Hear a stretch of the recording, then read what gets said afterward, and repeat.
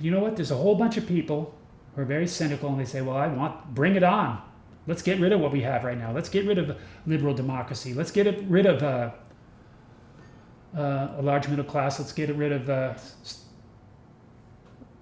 secular pluralistic society. Let's bring back a autocracy. Let's bring back psychotic extremes of poverty and wealth. Let's bring back religious elitist society. Let's bring back slaveries and wrongs.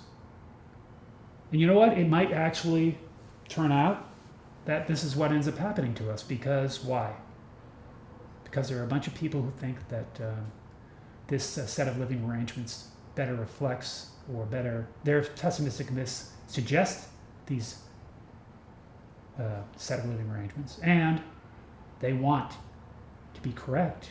They want to be able to use their senses and perceptions, gather the truths about their set of living arrangements, and see that their pessimistic myths suggest their set of living arrangements. So they favor, autocracy, psychotic extremes of poverty and wealth, a religious elitist society, and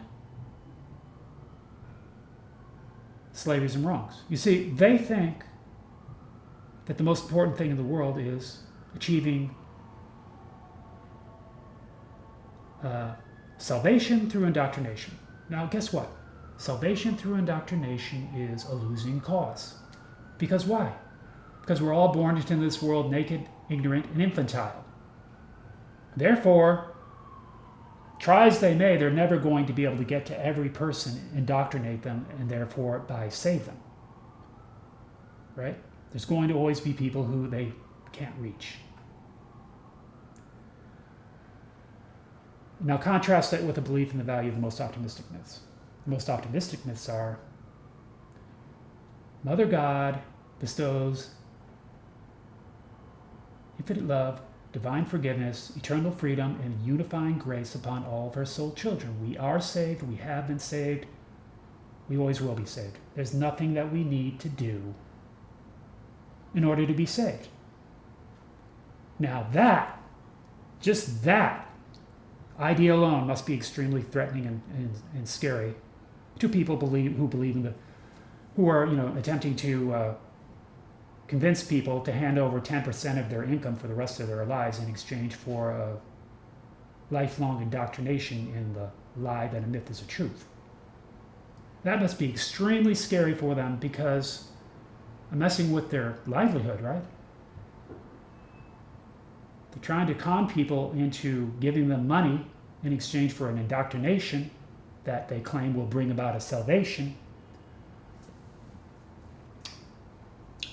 However, you're trying to con people into enslaving themselves to the will of a few paranoid, oppressive, violent people who concentrate wealth and commit power in their own hands and rule over domestic territories. And here I am basically undercutting all that by saying, no, you don't have to be indoctrinated to be saved. We are saved, we have been saved, we always will be saved. And of course, I'm going to be 100% honest with you, that this is based on my knowing next to nothing about almost everything. That's all.